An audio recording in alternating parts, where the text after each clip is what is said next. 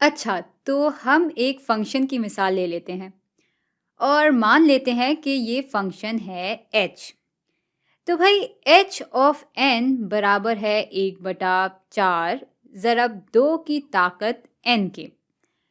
अब अगर आपने गौर किया हो तो यहाँ एक बड़ी अजीब-सी चीज़ हुई है और वो ये है कि हमारा जो इनपुट है, यानी वो चीज़ जिसके बदलने से ये फ़ंक्शन अपना पूरा आउटपुट बदल देगा, वो असल में 2 की ताकत है। और इस ताकत को हम एक्सपोनेंट भी कह सकते हैं। और भाई इस किस्म का जो फंक्शन होता है वो एक्सपोनेंशियल फंक्शन कहलाया जाता है। तो ये तो एक एक्सपोनेंशियल फंक्शन हो गया। लेकिन ऐसा करते हैं कि एक आध और एक्सपोनेंशियल फंक्शंस को लिख लेते हैं ताकि हमें समझ तो आ सके कि एक्सपोनेंशियल फंक्शंस की शक्ल आखिर होती कैसी है। तो अब फ़र्ज़ करते हैं कि हमारे पास फंक्शन f है और फंक्शन f में हम इनपुट डाल रहे हैं t का। तो यहाँ f ऑफ t बराबर हो जाएगा 5 ज़रब 3 की ताकत t के। और भाई ये भी एक एक्सपोनेंशियल फंक्शन ही है। अच्छा, एक्सपोनेंशियल फंक्शन में बहुत मज़े की बातें हैं जिनके बारे में हम सोच सकते हैं। लेकिन उससे पहले मेरे ख़्याल से इन फंक्शन से मुताल्लिक जो मोटे-मोटे नाम हैं ना, हम उनको समझ लेते हैं। तो हमारे पास होती है एक इब्तिदाई कद्र जिसको हम इनिशियल वैल्यू भी कह सकते हैं।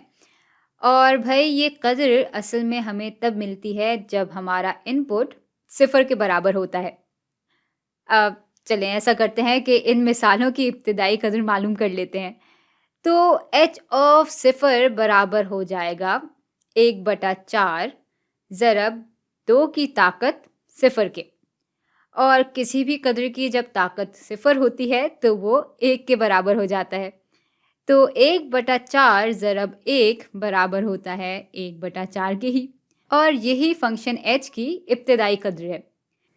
तो भाई इस मिसाल के हिसाब से इब्तिदाई कद्र तो बस इस कद्र के बराबर है जिसको हम ज़रब दे रहे हैं किसी और कद्र से जिसकी ताकत हमारे इनपुट के बराबर है।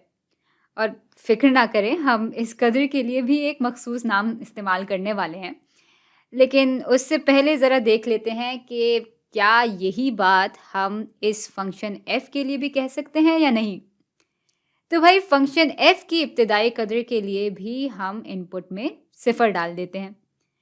तो f ऑफ सिफर बराबर हो जाएगा 5 ज़रब 3 की ताकत सिफर के। और भाई फिर से वही चीज़ हो गई कि 3 की ताकत सिफर है तो वो बराबर हो जाएगा 1 के। और 5 को जब 1 से ज़रब देंगे तो ज़ाहिर सी बात है कि वो 5 के ही बराबर होगा। तो हाँ भाई, हमारी इब्तिदाई कद्र तो फिर से इसी के बराबर हो गई।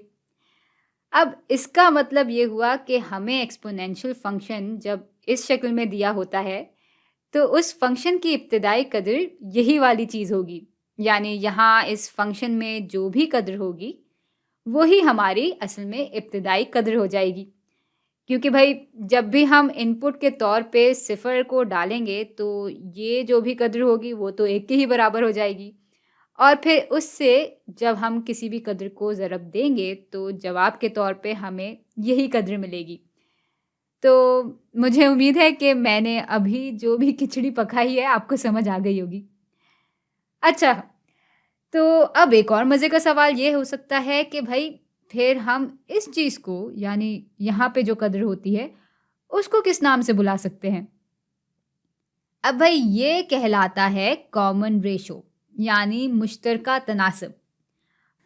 और अब आपका सवाल अगर ये है कि भाई ये मुश्तरका तनासब क्यों कहलाया जाता है, तो बहुत ही अच्छा सवाल है। चलें, इसको भी समझने की कोशिश करते हैं। तो बात ये है कि अगर हम सोचें कि इन फंक्शंस में हम इनपुट के तौर पे इंटीजर अदाद को डाल रहे हैं।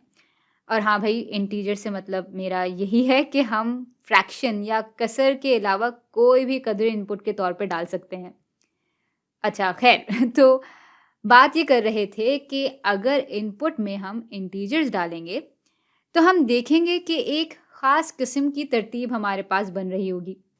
अब जैसे मिसाल के तौर पे जब हमने इस फंक्शन h में सिफर डाला था तो हमारे पास जवाब आ गया था 1/4। और अब जब हम इस फंक्शन में इनपुट के तौर पे 1 को डालेंगे, भाई तब हमारे पास जवाब क्या आएगा? अब भाई 1/4 को हम ज़रब देंगे 2 की ताकत 1 से, और 2 की ताकत जब 1 के बराबर होगी तो वो 2 के ही बराबर हो जाएगा। अच्छा, अब जब फंक्शन में हम 2 डालेंगे तब आउटपुट हो जाएगा 1/4 ज़रब 2 की ताकत 2 के बराबर। और इसको हम इस तरह भी लिख सकते हैं कि हमारा आउटपुट बराबर होगा 1/4 ज़रब 2 ज़रब 2 के। और अगर गौर से देखें तो हम ये भी कह सकते हैं कि असल में ये बराबर है 2 ज़रब h ऑफ 1 के, क्योंकि भाई हमारा h ऑफ 1 इस पूरी चीज़ के ही तो बराबर था। और भाई इसी तरह हम इस h ऑफ 1 को भी इस तरह लिख सकते हैं कि ये बराबर होगा 2 ज़रब h ऑफ 0 के। तो भाई अब अगर हम h ऑफ 2 को तकसीम करवाएं h ऑफ 1 से, यानी इनका तनासब लें, तो हमें मालूम होगा कि वो तनासब 2 के बराबर होगा। और इसी तरह h ऑफ 1 और h ऑफ 0 का तनासब भी 2 के ही बराबर होगा। यानी इनपुट में एक एक अदद बढ़ाने से आउटपुट हर बार 2 गुना बढ़ रहा है। और इसको मैं इस तरह भी दिखा सकती हूँ कि h ऑफ n प्लस 1 बटा h ऑफ n बराबर हो जाएगा 2 के। बल्कि इसको हम तमीज़ से हल भी कर लेते हैं।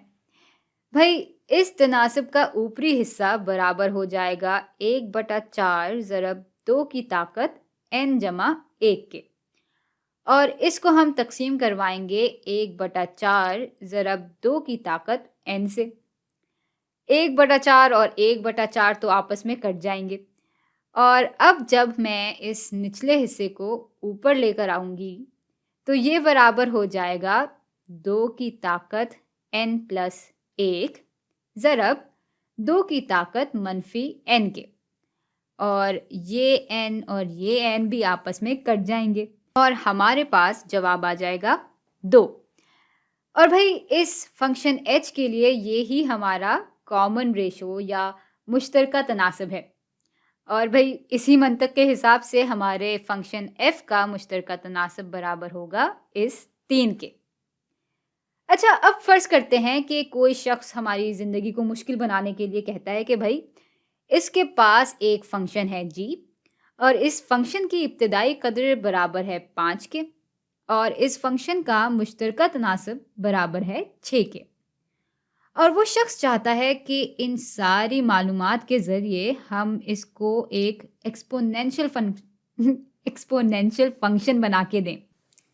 अब भाई सच बात तो ये है कि ये बातें सुनने में इतनी मुश्किल लगती हैं, लेकिन करने में इतनी आसान है कि बस। भाई फ़र्ज़ करते हैं कि इस फंक्शन g में हम इनपुट डाल रहे हैं x का, तो g ऑफ x हमारा बराबर हो जाएगा हमारी इब्तिदाई कदर यानी इस 5 के ज़रब मुश्तरका तनासब, जो कि हमें दिया हुआ है कि वो 6 के बराबर है, और इसकी ताकत हो जाएगी हमारे इनपुट के बराबर, जो कि फ़िलहाल x के बराबर है। तो भाई इस तरह हम इस मालूमात के ज़रिए अपना एक्सपोनेंशियल फ़ंक्शन बना सकते हैं। तो भाई हमें अभी तक ये तो समझ में आ गया होगा कि एक्सपोनेंशियल फ़ंक्शंस होते क्या हैं, उनको हम दिखा कैसे सकते हैं, और उनको हम एक्सपोनेंशियल फ़ंक्शंस आखिर कहते क्यों हैं। और मेरे ख़्याल से अभी तक इतना जानना काफ़ी है।